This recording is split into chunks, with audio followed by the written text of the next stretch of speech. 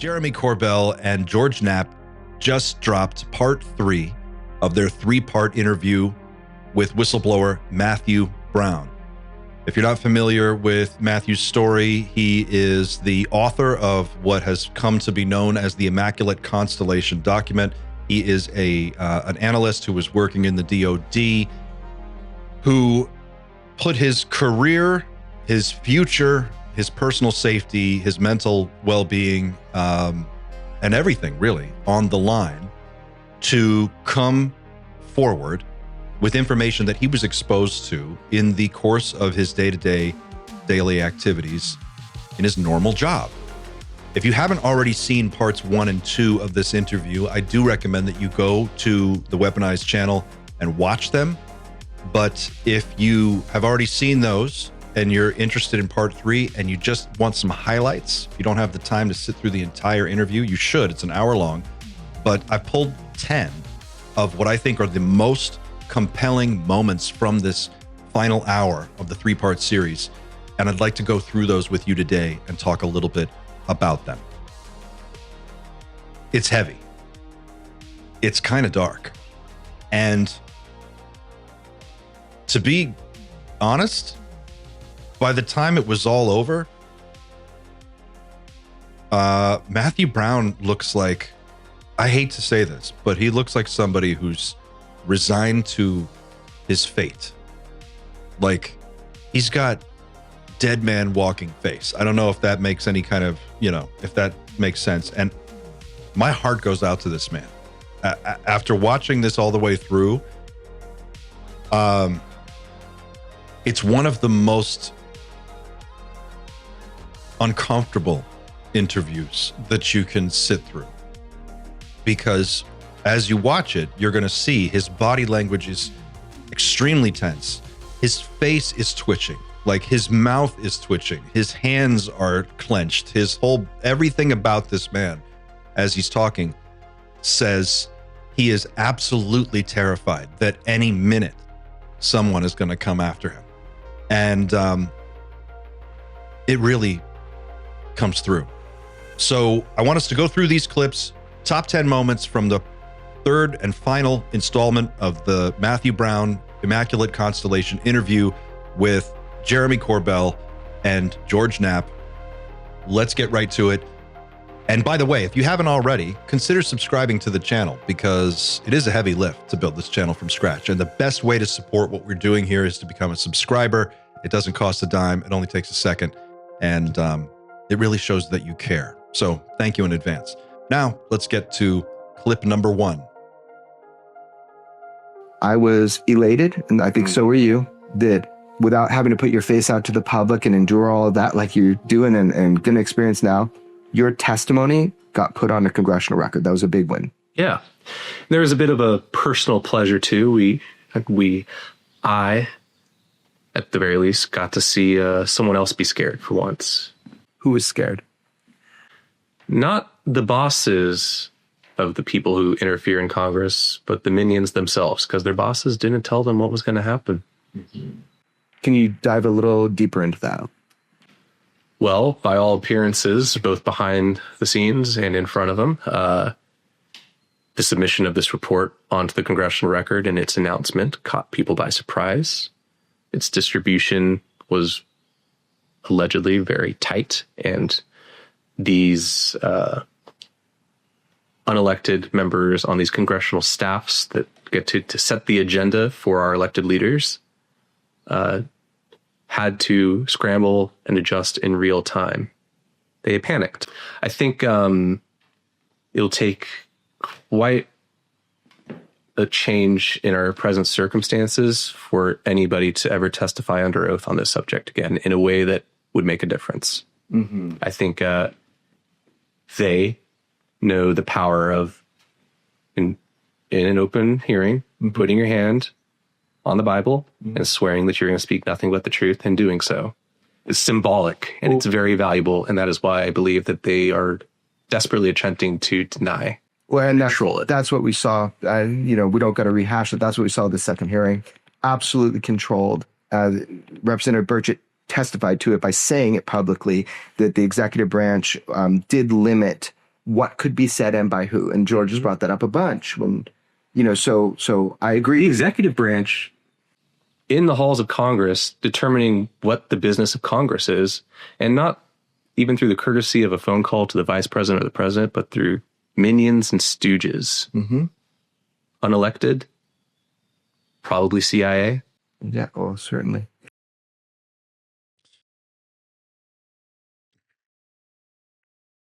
This one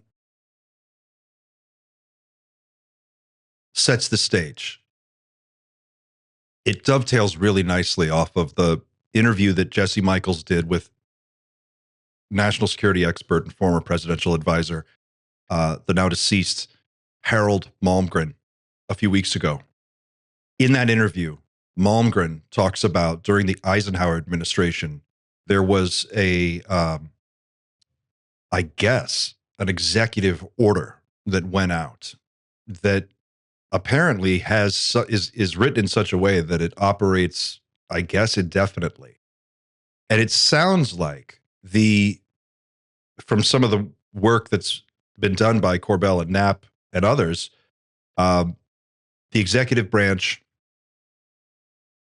is the keeper of this program insofar as the federal government has involvement in the program. And which is an interesting factoid, because at least at our level in the public sphere, we're led to believe that there's this fierce competition between political parties over the future of the country, and that, from one president to the next, there's like all this animosity, certainly between our current president and our previous president and the Obama administration. There was this public display of this real animosity. And we live in that sort of world where there's this political circus playing out all the time. But that's not what it sounds like is going on behind closed doors. It sounds like behind closed doors, there's a very clear thread tying together successive presidential administrations over the decades and giving the executive branch complete control over how Congress operates with regard to their knowledge of any of these programs, these classified programs, the existence of UAP and NHI, et cetera. This got me thinking. So in this interview, he says unelected minions, the executive branch controls Congress through unelected minions. And the way that he said that, this is actually two different statements that I think have been put together here.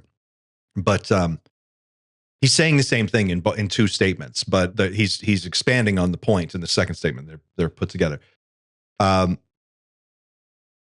reminded me of a clip that I saw about a year ago, and I wonder if any of you have seen this clip. I'm going to go to a YouTube video, and I just want to show this to you. This is Stacey Plaskett. This is a video of Stacey. She's a delegate to the U.S. House of Representatives from the U.S. Virgin Islands. Look at this clip. Have any of you seen this? This is a really weird clip that just popped up on my YouTube feed a long time ago. It's about a year ago.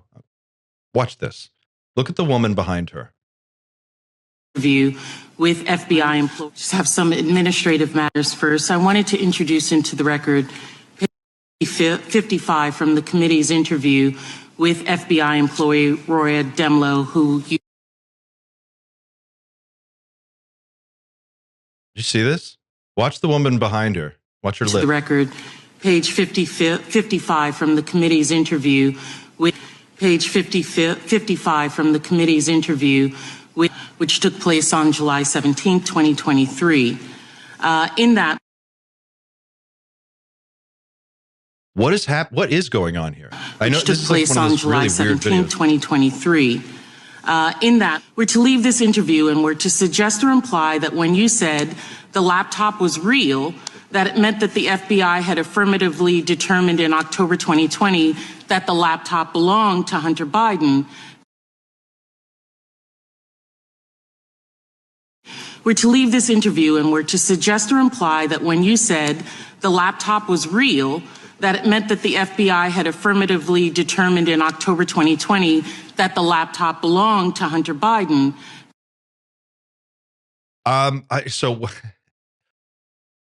Look, I'm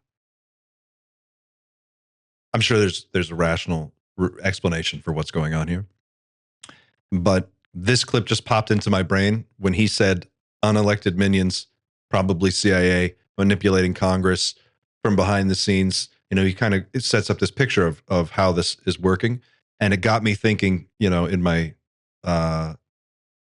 understanding of UFO lore, right?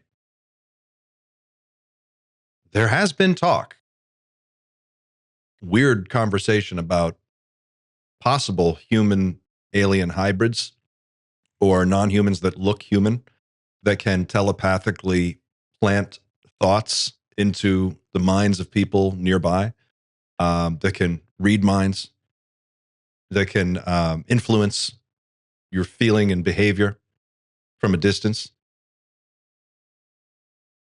I wonder if this is what it would look like.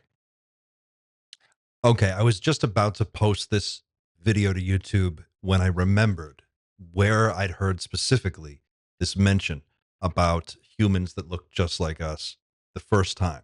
The first time I heard it was from a ufologist named Robert Dean, and he gave a speech, a presentation, where he talked about working at NATO command, I think it was called SHAPE, in the 1960s or 70s, and this classified report that he had read and what was contained in this report. I'm going to show you this clip. It's kind of out of left field, but I think it really dovetails nicely off of this kind of this thread about what Matt Brown sort of touched on regarding people influencing members of our government to make decisions in a particular way. Take a look at this clip from Robert Dean, and then we'll come back. Now, I have learned since from people who are in the inside, people I trust, that there's not only 4, there may be more than a dozen, and some estimates that there could run as many as 100 different groups. And Wendell Stevens' research concludes with that same finding, that we could be dealing with high-tech extraterrestrial intelligences in the hundreds of different kinds of people from different places. I'm not sure we'll ever know. Well, perhaps in the years ahead we will. But the most exciting thing and the most threatening thing to the military commanders of SHAPE at that time that really got to them, really stimulated their paranoia. And as you all know, if you were in the military, paranoia is the name of the game. That's how we're trained. We're trained to be paranoid, which is part of our job. But the most exciting aspect of all to me was the fact that one of these groups, one of the 4, looked exactly like we do. And I mean exactly. So much so they could put on a suit and a tie, sit next to you in a restaurant, sit right beside you in an airplane, or sit right next to you in a hall just like this, and ladies and gentlemen, you would never know. You would never know unless they wanted you to. And generally speaking, they don't want you to. But there have been a few cases where they have shared that information.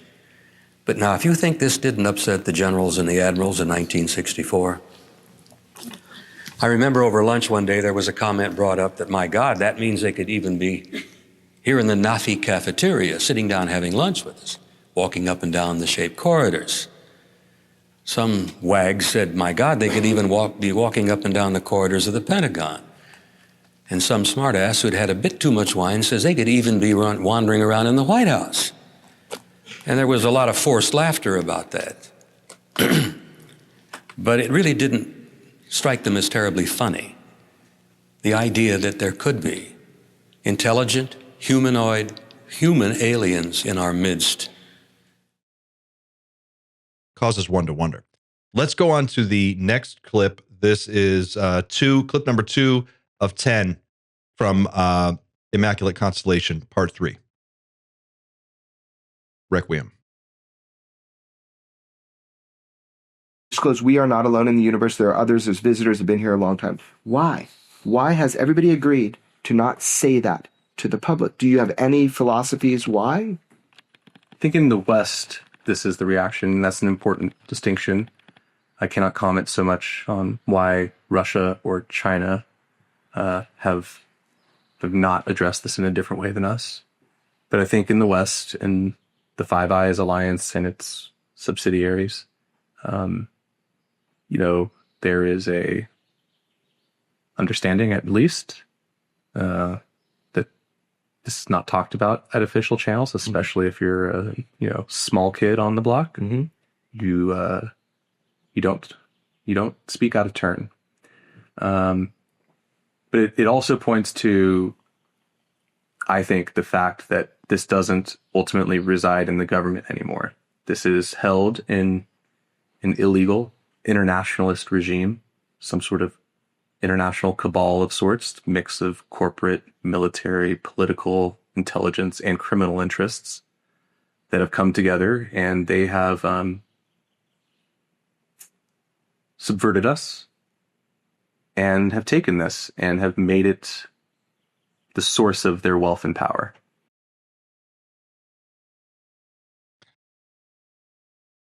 Cabal.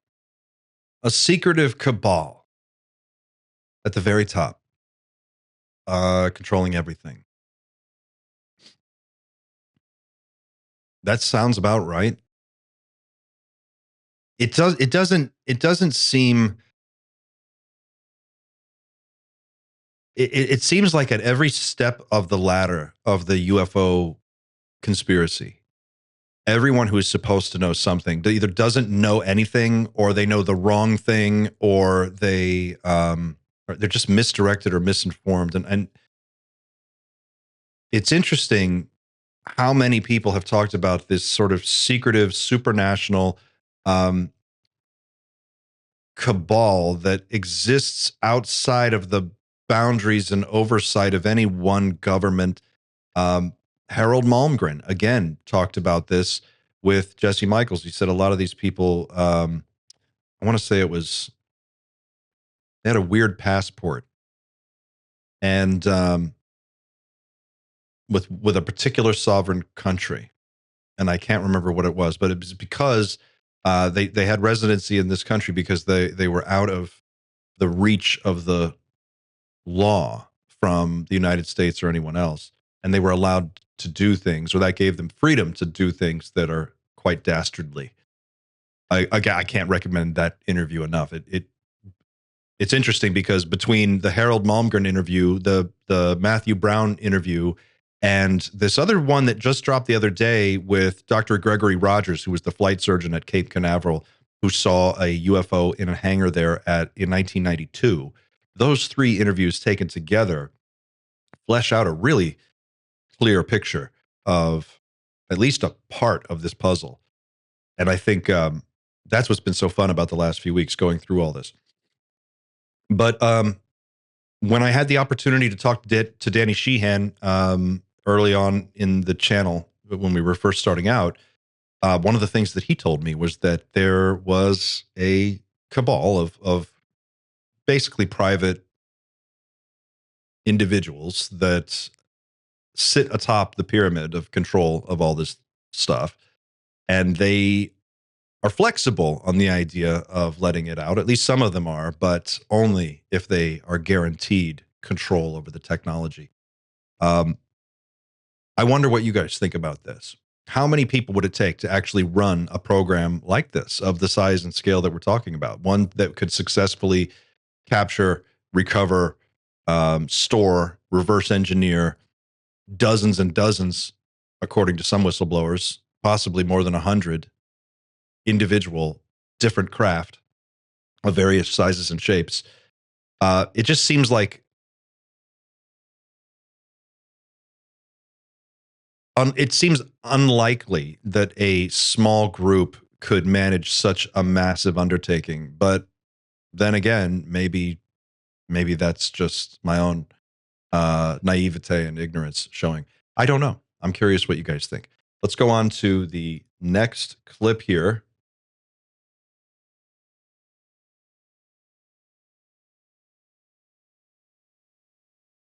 Are you scared? Are you scared now coming forward? Are you scared? I mean, It comes in waves. Okay. So yes, but I make a conscious effort every day to not let fear rule my life and my deeds. So yes, I'm scared, but this is the right thing. It's the necessary thing. And I was raised right.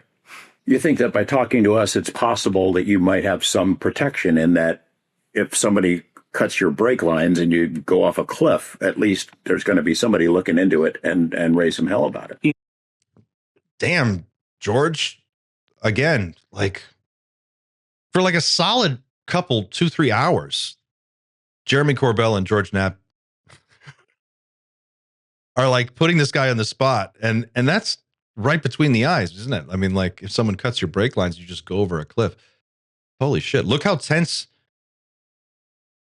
Matthew is. You know, if that happens, don't try too hard. Focus on the mission. Focus on the mission.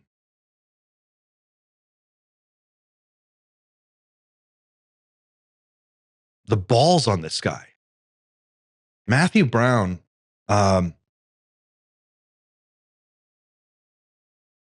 holy shit. That's amazing. That's an amazing display of courage in the face of absolute total uncertainty about what can be done to you, your future, how it's all going to turn out. Just the intimidation and the constant sense of anxiety that he must walk around with, the fear has got to be just beyond anything, certainly that I could imagine. And the fact that his answer, if someone cuts your brake lines and you go sailing off a cliff and you're gone, focus on the mission. He says throughout this interview, he alludes to a number of safeguards that have been put in place in the event that he or others are taken out of the equation for one reason or another that would kick in. And he says disclosure will continue. He said more people are coming forward. He talks about that. He says that everything that he knows has not been written down. So there is some stuff that is still, he still has some cards to play. And he talks like someone who is on, if not on the run, very close. Like his bags are packed and he's definitely freaked out. But focus on the mission. I think that's a power statement. That's a leadership move. That's inspirational to other people in positions that may have access to information that they want to share, but they don't know what to do. One of the things that the first part of this interview goes into some detail to explain is the process that Matt Brown went through to go through proper channels, to report the things that he was exposed to and let the proper channels know, this is what I've seen. Now, give me guidance on what to do next. And he worked diligently within the system to achieve some kind of satisfaction about how to handle this situation. And he was just sidelined at every opportunity. So when he wound up putting the Immaculate Constellation document forward at the congressional hearing, he wasn't there that day, but he had already gone through this entire process of trying to let members of Congress know that he would testify if he was asked to testify. He was trying to put the information out.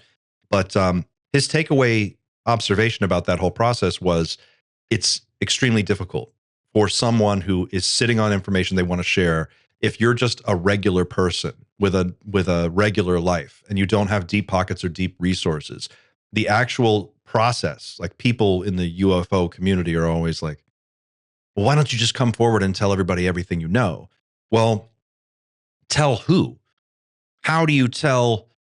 Who do you tell and what do you tell them? And how do you know that the person you're telling isn't going to, automatically flip on you and then turn you in for something? Or how do you know that the person you're telling is being truthful with you about what they can do and will actually help? Or, once you start the process of telling someone, what happens if you get sidelined? Where else can you go?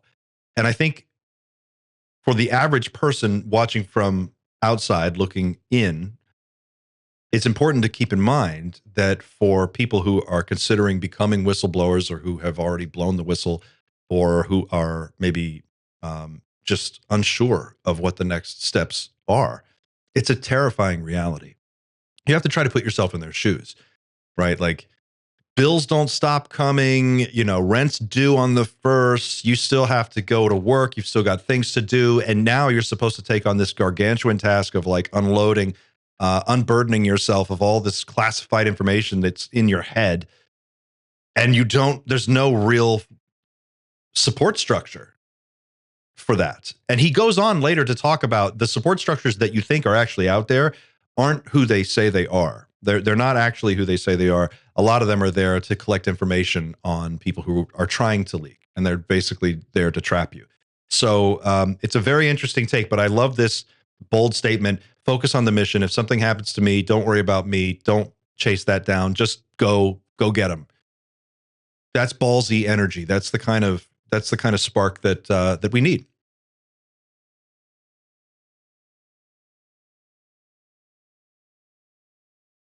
You have thoughts about big picture stuff, who they are. Is it more than one they? Is it us from the future, ETs, interdimensionals? Do you think there's anybody in government who knows? And if they do know, is there any reason why this should stay secret? Or at least some of it should stay secret. The public cannot handle. No. The only reason for secrecy is fear and greed. And that is the paradigm that we must confront and overcome. As for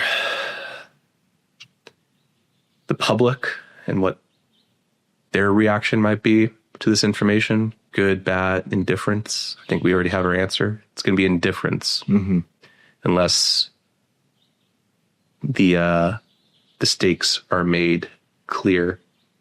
You're an absolutist. You're like, rip the Band-Aid off.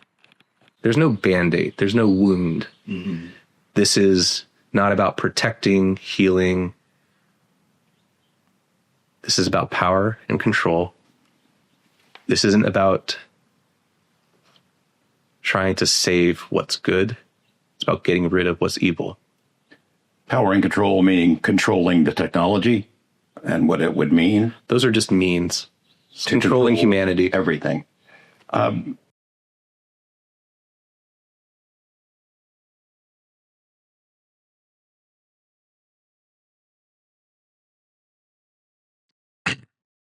Did he say controlling humanity?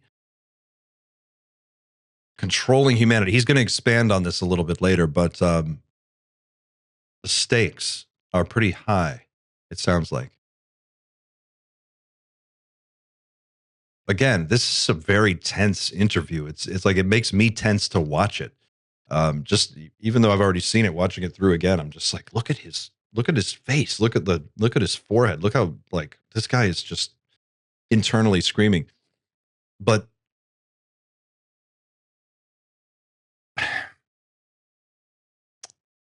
the people in charge of the technology are using it to control humanity. How? What does that mean?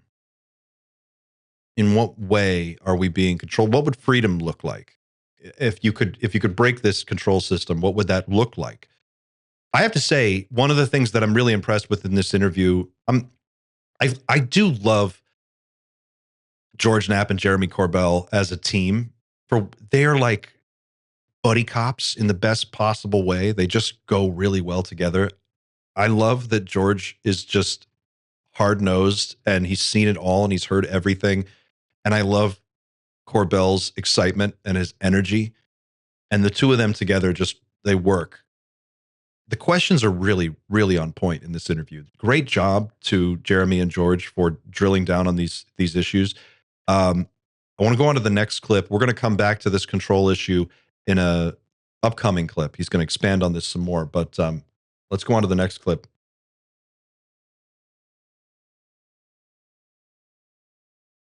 Here we go. I think people say they think that the Tic Tac is something we had 21 years ago. And I'm wondering, well, where the hell is it? I mean, if we have this technology, we've done some of it to get even inferior versions of it. Is that something that's going to be incorporated into the U.S. military arsenal, or is it something that's outside of it, that's controlled by somebody who's not using it for national defense? I think the U.S. military might be allowed to use some of this technology in the national defense, but I don't think they ultimately have control over it.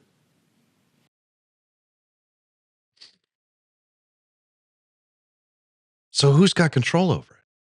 Who's got control over it? Like the military. This is another interesting thing. Like no one knows who's got control of what. Like no one has access to anything, up to and including 3- and 4-star generals and admirals, and we're told even certain presidents aren't allowed to know.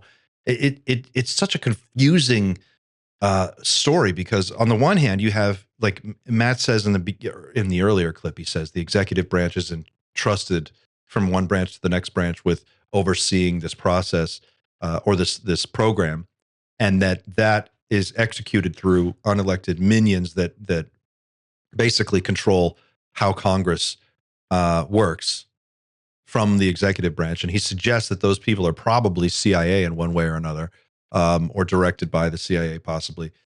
So, it's this real top-down sort of mechanism of control. But at some point, it even goes beyond that, because there's stuff that apparently no one knows that anyone else has. Like how can the left hand and the right hand and the foot and the knee and the elbow all not know what each other, like if the situation that he's describing,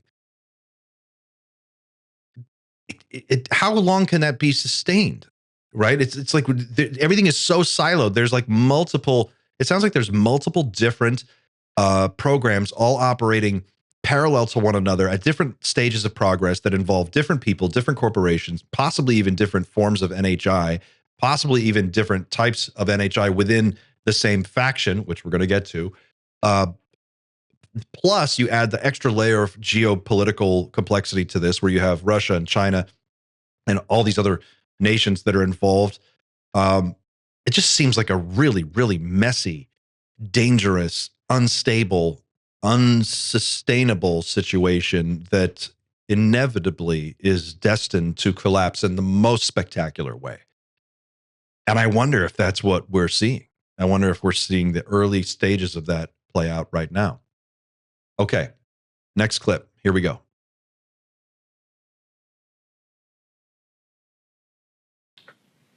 This is a kind of arms race. It's a technology race. Whoever gains the ability to effectively weaponize this, they win. We know that UFOs, due to the propulsion systems, are a matter of national security and weapons of mass destruction.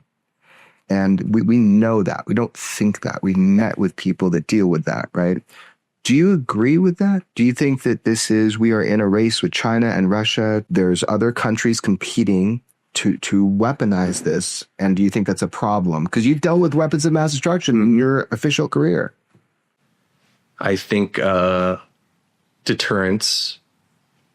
strategic deterrence has migrated out of, has evolved from being relying on nuclear weapons as the pinnacle. Mm-hmm. I believe we have, and others have developed the means to maybe utilize nuclear reactions to create some very dangerous effects through directed energy. Your concern is directed energy weaponry, among many. But when it comes to WMDs and relations to this technology, I think we have been successful in both deriving new science that we have then suppressed to preserve a strategic advantage. And I think I probably don't want to talk too much more about deterrence.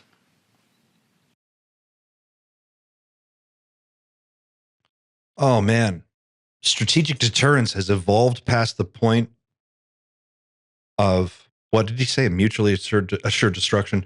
I mean, you're now we're talking about super weapons. I mean, we're talking about unlimited power, unlimited sources of power, unlimited energy sources that could feasibly destroy the entire planet or possibly the whole solar system. You know, if this is the thing about ufology, right? I think about this a lot because I always do, every time I do one of these shows and I upload it, in the moment when I'm doing it, I'm talking about UFOs with friends. Like I feel like we're all friends here. And we all kind of follow this, so it's a shared world. And there's if you've been in it for a while, you know kind of the lay of the land. But after I upload them, sometimes like an hour later, I'm like, did I really just go online and talk about this stuff for like an hour? That sounds crazy. I just want you to know that if you ever feel that way, you're not the only one. Like we all feel that way. But here we are. There is a parade of whistleblowers saying astonishing things. And the thing about ufology is we do know some percentage of these astonishing claims are true. We may not be exactly clear or in agreement on what specifics. Some of them are true. And just knowing that is enough to send you on a journey of curiosity and exploration for the rest of your life, right? Like that's when you get bit by the UFO bug and you become like sucked into this world, that is the most compelling aspect of the entire thing. It's like some of this for sure is true. So which percentage, like pick anything. What do you want to be true? Time travel, unlimited free energy, aliens, multiple different types of aliens, a galactic civilization, like telepathy. What is it that would really blow your mind? Because all of it is in here. It's all in here. And that's why I say sometimes that when I look at the world of ufology, it's like I'm looking at it the way that a fan of like the Marvel Cinematic Universe might look at that. Or a fan of, I'm a big Star Trek fan. You look at Star Trek, the whole world and universe of Star Trek and all of the series and expanded universe and novels and everything. There's a world in there and there are characters in that world and there's things going on and there's huge sweeping, galactic scale dramas playing out, and then there are tiny human dramas playing out on the micro scale, and that world contains all of it. And for me, ufology is like that, except some of it is for sure true, which is crazy because it means that we really do live in a science fiction movie. We're going to get there. Matthew's about to make a statement on that. But if you guys ever feel like this is just too big to be real, just know that it doesn't all have to be real. Just a percentage, 1%. They're here. If it just turned out to be that, like they are here, the visitors, the others, they're here. They've come here. What does that mean? It means we're not alone. It means that someone made it farther than us. It means that there's an older civilization, which if there's two, there's got to be, they have to be unlimited almost. I mean, it can't just be two. If it were just two, that would be weirder than if it were just one. Like two makes even less sense somehow. So if there's at least one other non-human intelligence that is above or beyond us, and that's the only part of this that turns out to be true, and they've come here, that means the technology exists to travel interstellar distances, regardless of the energy constraints we think that might be present or the technology constraints we think we live under. All of that goes away. It means that there's this much larger world out there of infinite possibilities, and it's playing out today as you sit here watching this. And that, to me, is crazy. But here we are. All right, next clip. Let's do this thing. Somebody was flying these things that crashed. Somebody built these things that are being reverse engineered. Who's that somebody? And why don't they come forward? I mean, you may not have seen that in a document or a file or something somewhere, but you've thought about it. You're a smart guy. What are your thoughts on the big picture questions? Who are they? Why are they here? Why don't they show us what's going on? I think I have a good degree of confidence that the reason they're here is us. I think life, especially sentient life, is a precious thing. And I think to some, it might be a resource. I think humanity to some level is a resource for them. Like a commodity? Possibly a commodity, possibly a form of entertainment, possibly medical related. Think they live here? Yes. For all intents and purposes? Yes. Always? I don't know about always, but it certainly appears that they have been here for most of recorded history. At least some element of this has been here for most of human recorded history.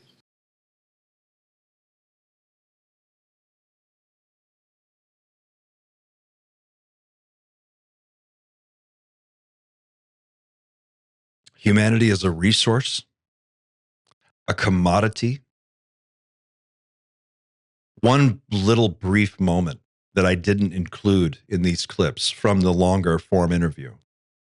There's a brief exchange where they're talking, just talking in between questions.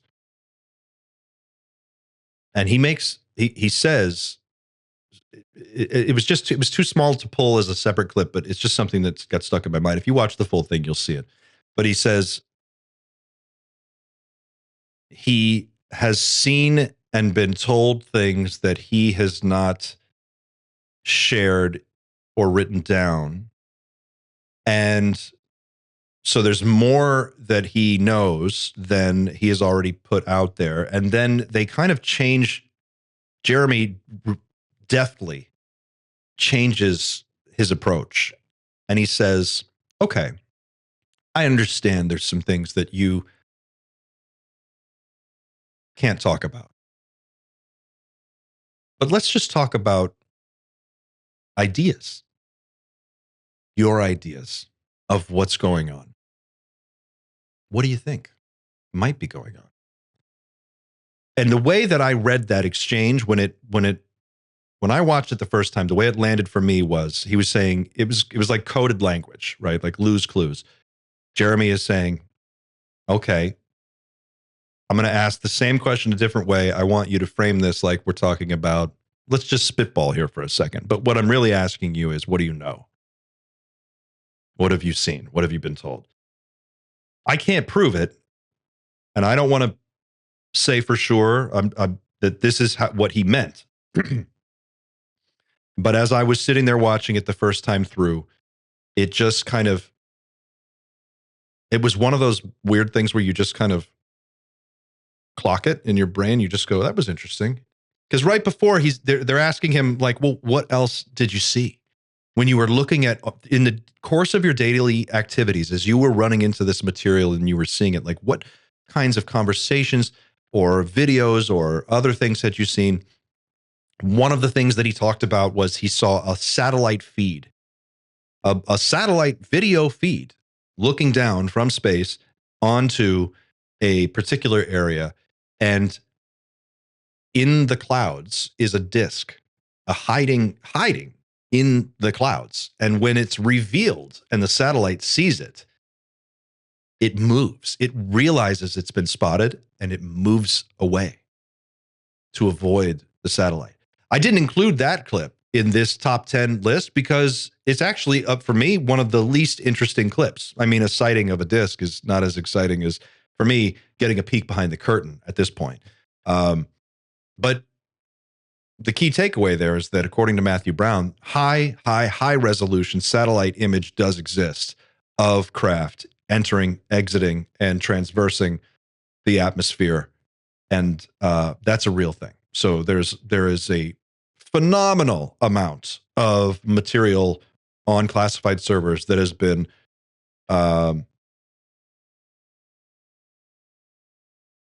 separated out from the other intelligence products that are moving around. And it's sort of like vacuumed up by this system. And a lot of really high resolution images and video exist. So let's go on to the next clip here, and we'll come back. You think we would see them if they didn't let us see them? Even with our more advanced sensors, that they pop up, but they can also disappear. And do they allow us to get these glimpses? Is that a game of some sort, I wonder? Or an education process? It's a bizarre one that I could not understand if it is a game. I think they're both just as powerful as we think, but also less. And I think there is not a single they here. Certainly multiple factions of the same species, if not multiple species. And all the complexity that brings, which might be our best hope. Wow. That is a spicy meatball. Now we're getting into the nitty-gritty of this thing. And this is very, very, very interesting to me. Because so much of our conversations are on the surface level about like, oh, whistleblower, this guy saw this, we saw a disc, or there was a craft, or there was a video. But it's rare to get an insider's insight into the motivations, disposition, numbers, types of non-human intelligence. We haven't really started to have that conversation yet. I've tried to do it on this channel. It's something that I think a lot of us are trying to get to. For me, one of the most interesting points of discussion is, who are we dealing with? What do they want? Can we discern what it is they're trying to do by observing their activities and sussing it out that way? I have heard from a number of different people. Robert Dean, there's a number of great interviews with him, where he talks about working for NATO in the 1980s and reading a classified report that said there were multiple different types of non-human intelligences operating, but the one that was most frightening to the people in power were the ones that looked just like us. And that doesn't just come up once. That comes up a lot. There's little grays. There are beings that look more or less human. There are a few other types. In a previous part one of this interview, he actually goes into some detail about the different types of life forms. I'm sorry, I'm conflating two different interviews. In the Eric Davis interview, which was part of the congressional hearing that Anna Paulina Luna put on a few weeks ago, Eric Davis actually talked about the different types of life forms that were being dealt with. And he said that short grays, insectoids, reptilians, Nordics, I think there was one more. Wasn't there one more? Short grays, insectoids, reptilians, and Nordics. Maybe that was it. But multiple factions. This is really interesting. So we're describing a situation where we have multiple different factions of one type of NHI, or multiple different types of NHI, or a combination of that, plus all of the geostrategic weirdness of our own human situation and all the complexity that comes with that, plus nuclear weapons, plus super advanced non-human technology that's been reverse engineered. I mean, holy shit. We're talking about a very, very crazy, unstable situation. And throughout all of this, there's no single chain of command that seems to be in charge of our human response to this. So for my part, one of the most interesting things to be talking about right now is not only who are we dealing with and what are their motivations, what are we up against, but how we respond. What is the response posture? What is the proper posture against what we're dealing with? We're operating in the dark. We're operating completely blind. And some people have all the information, but those people are not the people who are actually making decisions for the rest of us. These aren't our elected political officials. These aren't the people that we've put in power. And at least the congressional level, this is all news to them. So it begs the question, like when you hear Ronald Reagan talking about, an alien invasion on the floor of the United Nations, and he's not just like dicking around about that. It causes one to wonder, like what exactly is the situation we're dealing with? And how dangerous is it? It sounds very, very dangerous.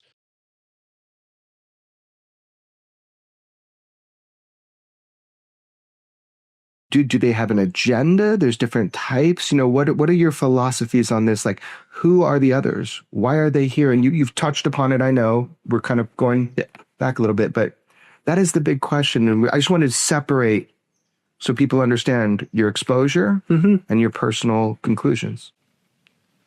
So I have been exposed to no direct information on the anatomy, biology, intentions, culture, politics. Never came across those files? Never came across those. I think those are all some of the deepest secrets. Right. They would be if this is correct information. What I have learned is that we live in a dream, a carefully constructed reality. We make use of a science that is tightly controlled and suppressed and distorted. I think we are left behind. Humans. I think normies, the normal humans, the people have been left behind. Us. People need to understand that we might have freedom of speech, but that has been subverted. We do not have freedom of inquiry. We are blocked from learning what we need to know. Just in the public world, we are blocked from advancing in science. We are taught false science intentionally to prevent us from learning more. We live in the Matrix. It's just much more boring than the movie.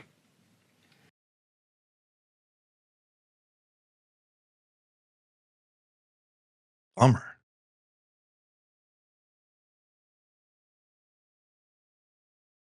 That's like the lamest possible outcome. That just sucks. We live in the Matrix. It's just a boring Matrix.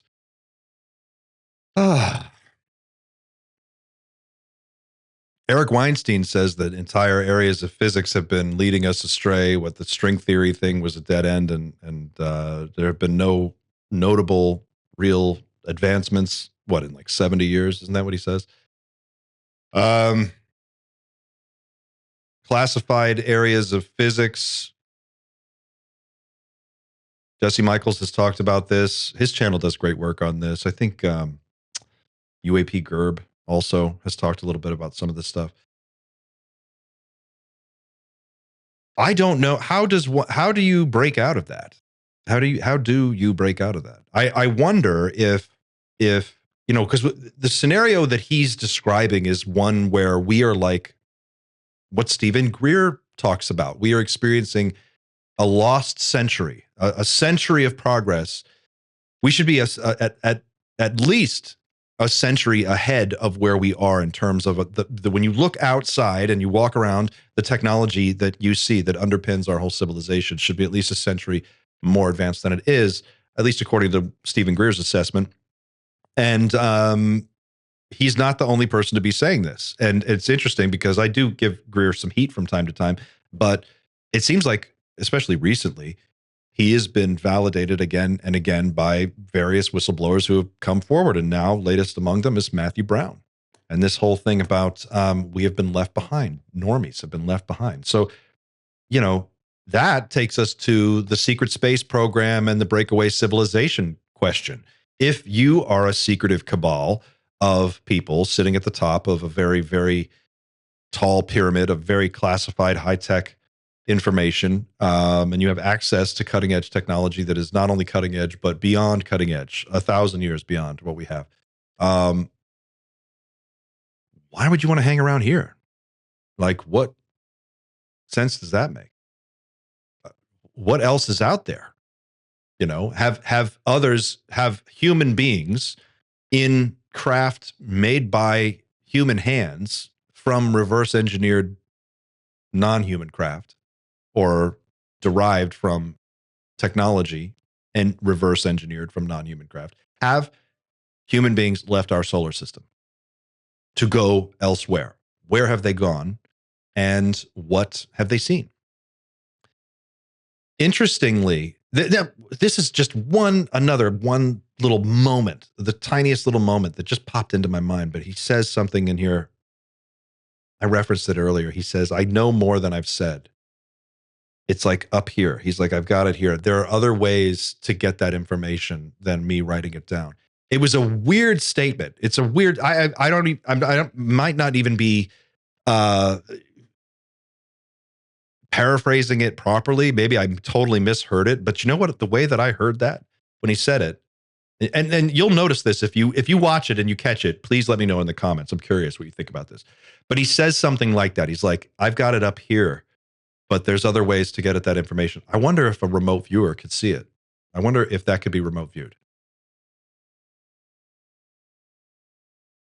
I realize how silly this sounds, but when I heard it, I was like, is that what he's saying? Is he saying, like, if you want to know what I know, you could remote view it, or you could access it by other means?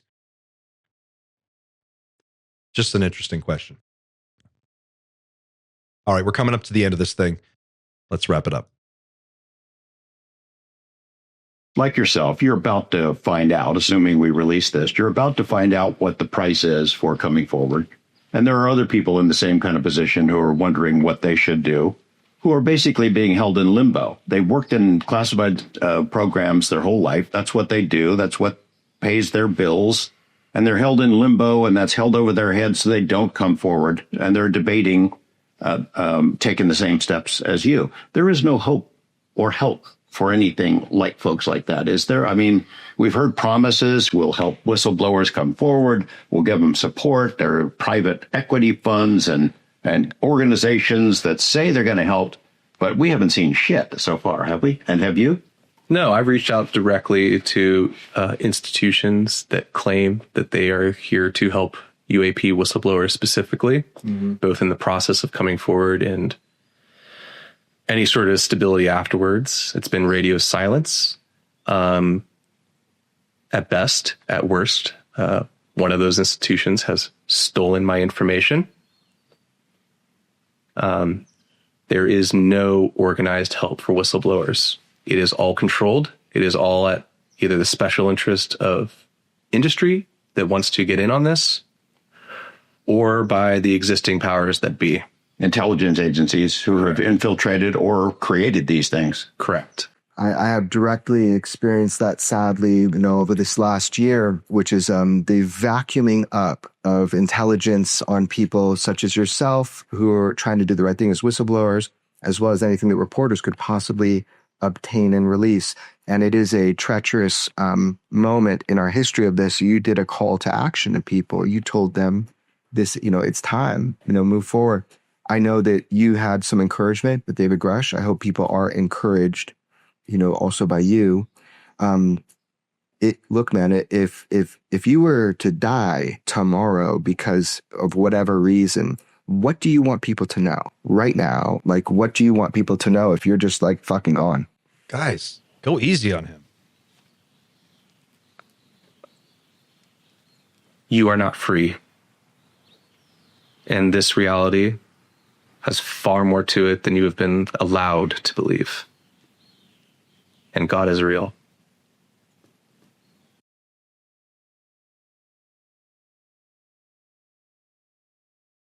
What the hell was that? What is that? What do I do with that? First of all, I mean, come on, Jeremy, you and George are making this guy like he's going to have a stroke sitting at the table between George cutting his brake lines and, Jeremy saying, you're just fucking gone. Matt's not sleeping tonight or ever again. We live in a matrix. We live in a curated reality. We live in a false reality. We utilize an outdated science. We are not free. And God is real. It's not that I'm inherently against, the religious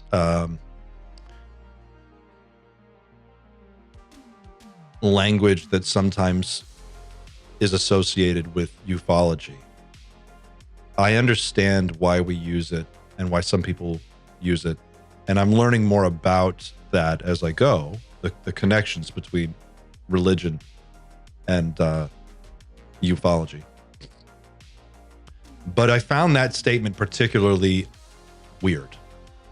And, looking back over the last few years and listening to interviews with like Diana Pasulka and others talk about hierarchies of beings, ancient religious texts describing layers of reality and the beings that inhabit those layers and the appearance of those beings. Some of Jacques Vallée's work, Passport to Magonia, jumps to mind. So, again, it just keeps getting weirder by the minute. And as these interviews continue to come out with freaked out, terrified whistleblowers or, just people trying to do the right thing, one thing remains clear. The situation is fluid. It's changing rapidly. Disclosure is a process that's taking place now, that's playing out now. And whatever is happening, there is a lot more to it than anyone really knows, at least so far as we can tell. I am curious what you guys think. If you haven't watched the first two parts of the interview, go watch them. Come back. Please let me know in the comments. Don't forget to like and share this video. And if you're not already a subscriber, consider subscribing. It doesn't cost anything. It only takes a second, and it really does help us, because at the end of the day, the more eyeballs on the channel watching these videos, the more we can do. If you really, really want to support us and you want to go the extra step, you can become a member of the channel by clicking join, and that kicks in a couple of bucks a month to help us sustain the cost of doing this. And if you want to go to teamnightshift.com, you can pick up some of our outstanding merch and support the show that way. Whatever you choose to do, keep looking up. Thank you for spending this hour with me. I enjoyed it. I hope you did too. I will see you on the next one. Until then, keep looking up.